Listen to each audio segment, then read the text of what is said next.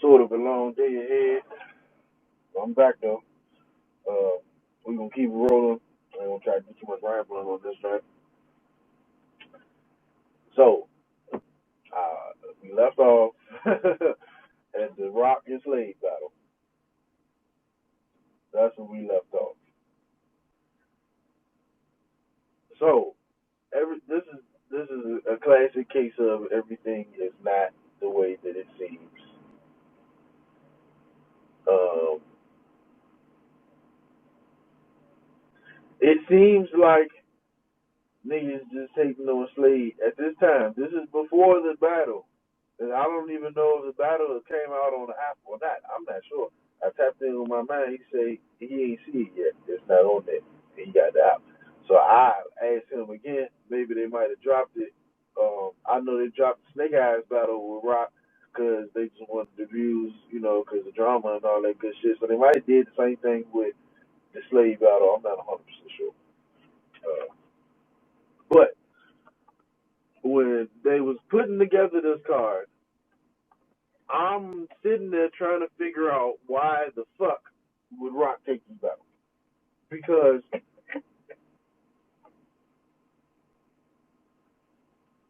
the super fight with Danny, I want to say, was in the beginning of 22. Obviously, Tay Rock lost.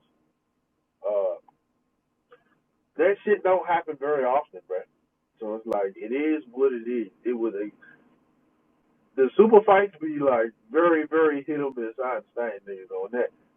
But that was a super fight. Rock and Danny was a super fight. A real deal super fight. So he had niggas, you know what I'm saying, like, that was a big battle. Not even really the name draw. I don't think is what made it big. I think it was the performances that made that shit a big battle. Obviously, Danny that helped Danny stock tremendously, but it was a super fight. It was what it was supposed to be. Fast forward, Gnome, which was before Summer Madness, if I'm not mistaken. Uh, I thought the Gnome. Everybody was talking about, oh yeah, Gnome went good this year. I don't know. I don't know what y'all was watching. I enjoyed it. Thought it was very dope.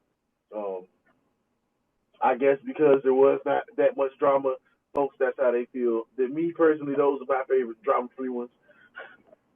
Uh, Rock was on them. I've been in tune with T-Top trying to get books, Rock booked for a battle, 4 minute battle during quarantine on the fuck was that, Zoom or whatever the fuck that was. I don't even remember. But they did a virtual battle. They did a virtual battle. And honestly, a T-Top and Tay-Rock battle is kind of overdue anyway, just in terms of sport. It's over. He goes up there, and Top was dope, right? Like, T-Top was dope. All his rounds was dope. In my opinion, like, he really wasn't missing beats. It's just fucking Tay-Rock. Niggas, he's just too much for niggas. So, Tay-Rock is having a normal year. He getting busy on niggas. But, like, after Gnome and after the T-Top down, I'm trying to think, did he battle after that? Like, right after that, I think he might have battled one more time, and then he was in the ut. I think he's dropping songs and shit. He chilling. So by the time this Civil War shit come out, it's like November, about to be December type shit. Um, Card comes out. Rock. I'm gonna tell y'all, like, from my experience of watching, being a fan of Tay Rock. Tay Rock is normal. I'm gonna assume that if he did not know about this paperwork before he signed that piece of paper, I think that he probably would have started the back and forth before the battle started and had carried that energy into the battle. I think Tay Rock just with this Kyd Slade situation, because he's a rookie sort of, he's a youngin, new dude around. and he getting the kind of traction and momentum that he's getting. And when you have a stain like this on your jacket, I think Tay Rock took a page out of Mook's book, right, and said, "Cool, I know about this shit, but I'm a front like I don't know, and I'm a front like everything's cool." And come this nigga Judgment Day, that's what's gonna happen. Shawty's gonna get judged. I know he sat on this shit. Rock I ain't never see him like get this deeply invested in the. I ain't gonna say enough. It's another nigga business, but it's not because y'all battling, and there's a real life situation, but it's not like ain't no murders, ain't no murders. You know what I mean? I ain't nothing recent, and I ain't nothing within the past 7 years. You feel me? So like, if it was something like that, I will probably be throwing Rock under the bus for trying to be deeply invested in some shit like that as a prominent battle rapper. Like, you're prominent. You make actual cheese doing this shit. Like, bro, fuck it, bro. You're not even from there. Like, if that's what them niggas in Connecticut, that's how they want to get down, slam, fuck them. Like, you got your own shit you need to be worried about, little nigga. Like, when if he got, that's the kind of shit he got going on, bro. Like, fuck that nigga. But it wasn't none of that.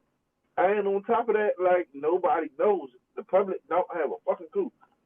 So he took a page out of Mook book. I guess he did it for the gangsters. I don't know who the fuck he did it for. Because the streets, then they ain't need that. Like, it was going to come out one way or another. They ain't really need you to do it. I guess, I don't know. He might have, whenever he came across a situation in real time, it may have resonated with him to a point where he decided he wanted to take the Mook approach. Because surf is in the can right now.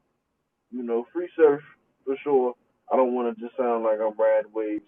I'm saying free surf because I do hope that in the developments of his case that there are loopholes for him to goddamn it, you know what I mean, be free and shit, bro. If he got to go on probation, I hope it's a loophole, bro. Fuck them people. I ain't rooting for them people. You know what I mean? I'm not. It's Rico, so I know he ain't kill nobody. You know what I mean? I know it's not no kidnappings and no crazy shit. It's a motherfucking Rico, bro. And it's an informant situation. So it's like, fuck them niggas, free surf. You know what I mean? Uh, I guess that's where it hits home at. Surf does get locked up, um, pretty much prematurely indicted around this time as well, like a month or two before this. You know, I guess it do hit different. Shit is really not the same around this month without him. So I guess it hit different when you come across that. So boom, the battle goes down. Out of nowhere, the rounds start with paperwork to paper. I don't know if he had paperwork in the building, if people with BK passing paperwork around the building or that. I really don't remember. Everybody knows the Kyd Slade's rebuttal. The funny part was he said, I ain't got a rebuttal for that. And then he proceeds to rebuttal. I ain't never seen a nigga try to rebuttal snitching. You know what I'm saying? He said, you get another punch, another punch, another punch. Some nigga, we go outside and knuckle up. Like, you mad at Rock? I get it. I do get it. But Rock, there's no, see what Kyd didn't understand as a vet, if he was a vet, he wouldn't even take no boogers. He'll probably take one more battle and try to squeeze the nigga for as much bread as he can and then just go do some other shit because a veteran knows how fickle this fucking culture is. Veteran knows how fucking weird this culture is. Now, I'm a real street nigga. I don't really want to, hell, if I don't have to, I ain't trying to stand next to a nigga who snitched. I don't want to stand next to him. If I ain't got to, I really don't want to hold no conversation with a nigga who done cooperated with police and put a nigga behind bars. I don't really want to even talk to you for real, unless I got to. I won't be ignorant to the point where I'm just going to act like a child. But if it's my preference, bitch, please move around, go somewhere else. Uh, these fans, it just goes to show you how, like, what, you know what I mean? If you going to ask me as the kind of nigga I am, who would you rather stand next to? Or who would you rather talk to? Neither. But if I'm a civilian, if I'm like a complete civilian, like I don't have no history, I ain't got no rep, I don't stand for shit. I just live, I just breathe, I just exist. But I'm standing next to the snitch. I'm standing next to the snitch because you can't be, if you a snitch, then you just can't be in a crowd of real niggas that's really doing what the fuck they got to do to get what they trying to get in life. You can't be around them. You can still go with the women. You can have kids, have a family, have a job, have a life. You can do things. You can't be in the streets. You cannot be in the streets. But you can have a life. You can have a life. That's real shit. Don't believe me. Look at all these snitch ass niggas. They living, bro. It's cool. On a life scale, I'm not talking about on the street aspect. These streets out of it real quick. On a life scale, you can live. You have a good life, shit. Look at these niggas. They look like shit. They looking like they don't live too long time to me. I'm living by myself. You know what I'm saying? So if you a sexual offender, like my uncle a sex offender, bro. My uncle was a falsely accused sex offender. He was falsely convicted, and he did 16 years for some shit they ain't even do. That's some shit. If he can't shake it, if don't nothing he do, he can't shake it. How the fuck the rest of these niggas shaking it? Because you can't live. My uncle would probably love to have a family. You can't have no goddamn family, bro. He would love to have a life. He would love to have friends and shit. That's hard to do. You raise a sex offender. So how the fuck? Why is this the only place where these niggas doing that? You know, that shit kind of throw me off. So, Kyd, he ain't got no sexual allegations on his name. You know what I mean? He ain't got no violation allegations on his name. He not just taking advantage of nobody, violating nobody. So we pretty much canceled this nigga position. You know? Now part of it is because he do that Mr. Plug talk shit. You know? And that's going to backfire. I saw what D.I. had said during the situation. If your whole image is based off you being not just a street nigga, but a real street nigga, your career deserves to be over after something like this. You know, I understand that. Your brand, the profit you made, the bookings you got, all was off the gangster content. You know, I ain't see you get up there. Well, if you did, I didn't see it. And maybe you need to get back in his bag if you haven't. I haven't seen. I never saw you go on stage and get in your Elijah Strick bag. You know, I never saw you go on stage and go get in your Loso bag. I never saw it. That's just me. I never saw it.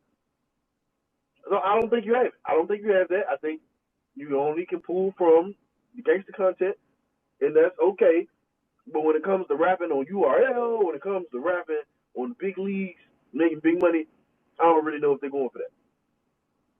Smack and Beasley, say what you want to about them niggas. ARP, say what you want to about him. These niggas are cut from that cloth. They are much older men than we are.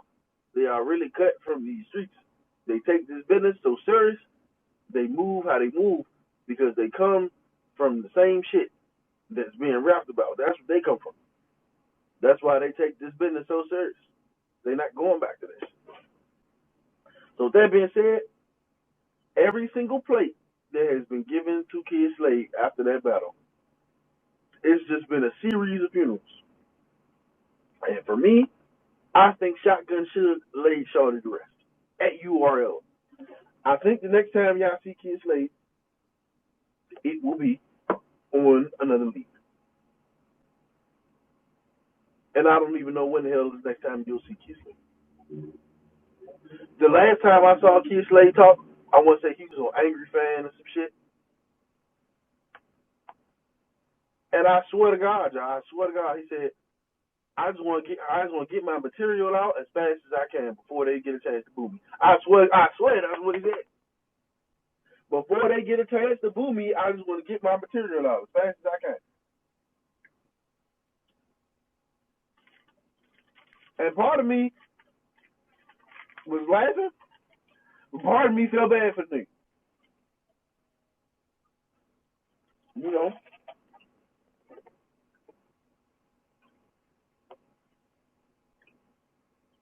Part of me felt bad for him.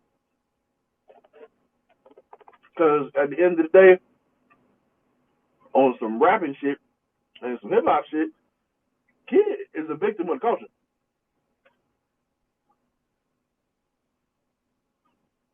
He's a victim of the culture. Before I transition over to topics, Kyd Slade, whatever happens to him, we don't know. He's a victim of battle rap culture.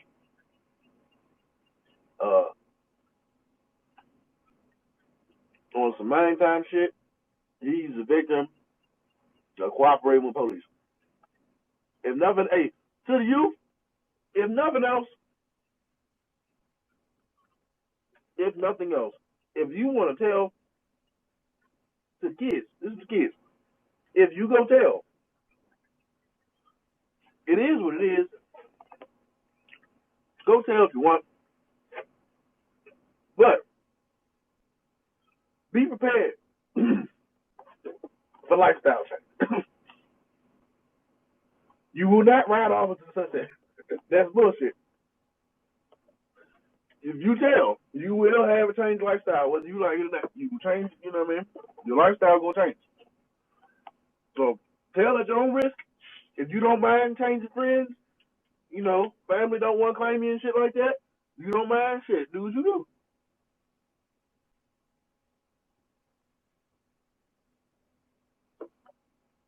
But this is what happens when your testimonies put people in jail. But he's a victim of culture. He's a victim of culture. Because out of all the other things that the business and culture could have focused on this heavily, and it actually would have benefited, this is what they chose to stay on par with for months. I'm sure the next time he makes an appearance, the topic will be reoccurring again.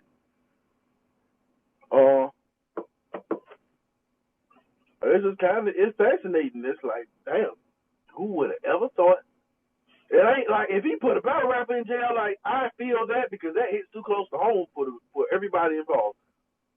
He put one of his brother niggas in jail. Like, how does all of these niggas get so invested to the point saying and doing all this crazy shit because the nigga told? No. Yeah, it's an outrage, but like you should be done with it. Depending on how much you are invested in real life. If them your peoples, then all right. If that's your set, then all right. You know what I'm saying? If you brought him into like your organization, or you brought him into your circle, and he supposed to be a real nigga, and that's what he was kicking to you, then I feel you. But I didn't really hear nobody say that had all this buck wild shit to say, all these hot takes. I didn't hear that. You know, like if the last thing I'm gonna say, if Kyd Slade never gets us in that motherfucking debacle, the whole Cola Piper Boy Williams shit never happens. You know, everybody try and argue with Cola, argue with every fucking blog in history. None of that shit ever really happens like that if he doesn't get himself in that situation. That situation has catapulted so much other extra drama in this motherfucking business. It's not funny. So I'll be glad when it's completely over and they shut the door on it. They let that Audi Boom shit run for like 3 years. And they still nibble at it every now and then. Bro, we all got to grow the fuck up, man. We all got to grow up if we want to see better days in this shit. So, as far as I'm concerned, Redemption 2 was the end of Kyd Slade on URL. So let's transition over because I got something interesting.